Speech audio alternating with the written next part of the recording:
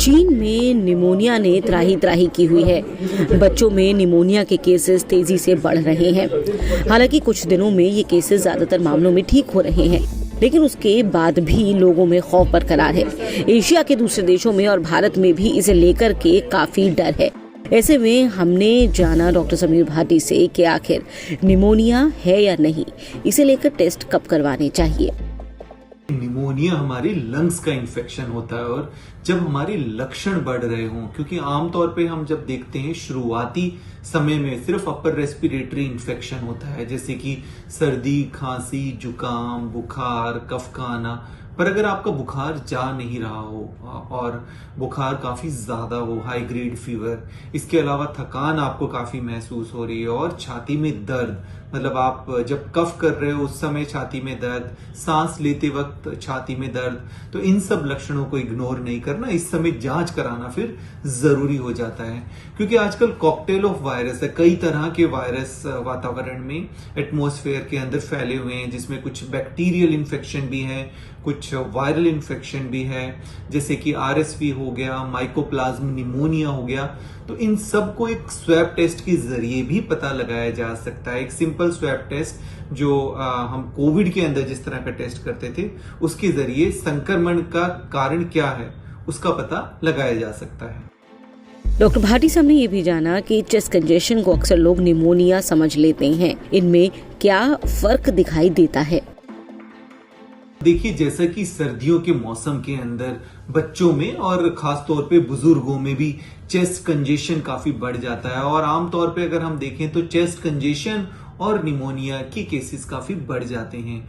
Chest congestion और pneumonia को आमतौर पर हम लक्षणों के जरिए बहुत अधिक डिफरेंशिएट नहीं कर सकते, फर्क नहीं कर सकते। कंजेशन के अंदर आमतौर पे आपकी जो एयर ट्यूब होती है, जिनसे हम सांस लेते हैं, ब्रोंकियल ट्यूब्स, वो अफेक्ट होती है और उनमें सूजन आ जाती है। जबकि निमोनिया की बात करें तो ये हमारे जो एयर सैक्स होते हैं, जो लंग्स में होते हैं, उनमें फ्लूइड या पस बन जाता है। निमोनिया में बीमारी गंभीर होने की संभावनाएं ज्यादा रहती है, पर दोनों ही बैक्टीरिया या वायरस की वजह से हो सकते हैं। निमोनिया में बुखार आमतौर पे कई बार हाई ग्रेड बन जाता है, और जैसा कि हमने बात की, निमोनिया सीवियर होने के चांसेस काफी बने रहते हैं। एक सिंपल चेस्ट एक्सरे के जरिए पता लगाया जा सकता है कि निमोनिया है या नहीं। क्या ब्लड टेस्ट और CBC से भी चेस्ट इन्फेक्शन का इशारा मिलता है?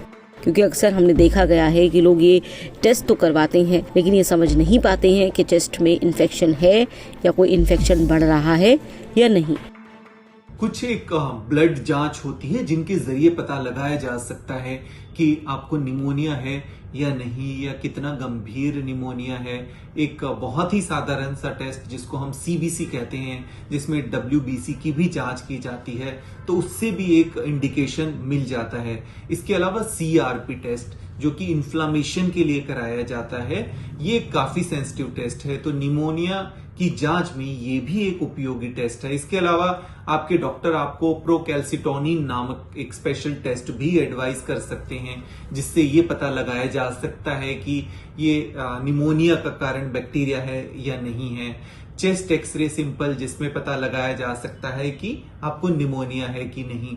इसके अलावा क्योंकि बहुत तरह के वायरस अभी एटमॉस्फेयर के अंदर सर्कुलेट हो रहे हैं, उसके लिए स्वैब टेस्ट किया जा सकता है कि किस तरह के वायरल इन्फेक्शन से आप संक्रमित हैं, जिसमें ज्यादातर रेस्पिरेटरी वायरसेस हैं, जिनमें RSV हो गया, इन्फ्लुएंजा हो गया, माइकोप्लाज्मा निमोनिया हो गया, एडिनो वायरस। तो एक सिंपल स्वैब टेस्ट, जैसा कि हम कोविड में जो PCR टेस्ट करते थे, उसी तरह के टेस्ट के जरिए पता लगाया जा सकता है कि किस तरह के वायरस से आपको संक्रमण हुआ है। डॉक्टर भाटी साहब ने ये भी जानने की कोशिश की कि क्या छोटे बच्चों में भी स्कैनिंग सेफ है या नहीं, क्योंकि अक्सर ये समझा जाता है कि बच्चों को किसी भी तरह की स्कैनिंग से तब तक दूर रखना चाहिए जब तक बहुत ही ज्यादा जरूरी ना हो। देखिए, CT स्कैन लंग्स के लिए अपनी मर्जी से नहीं करा सकते जब तक आपके डॉक्टर को ये ना लगे कि बहुत ही इसकी आवश्यकता है, क्योंकि सिंपल चेस्ट एक्सरे और ब्लड जांच के जरिए पता लगाया जा सकता है कि आपको किस तरह का निमोनिया है, और आपका जो ट्रीटमेंट है वो उन जांचों के जरिए मैनेज किया जा सकता है। चाइनीज निमोनिया के बढ़ते मामलों ने भारत में भी खौफ फैलाया हुआ है, लेकिन कहते हैं कि वक्त से अगर चीज़ों को समझा जाए और बीमारी के शुरुआती लक्षणों को समझकर इलाज किया जाए तो एक बड़े खतरे को टाला जा सकता है। यही हाल इस चीनी निमोनिया के साथ भी है। फिलहाल भारत में भी इसे लेकर के तमाम वो एहतियात बरतने शुरू कर दिए गए हैं जो ज़रूरी है।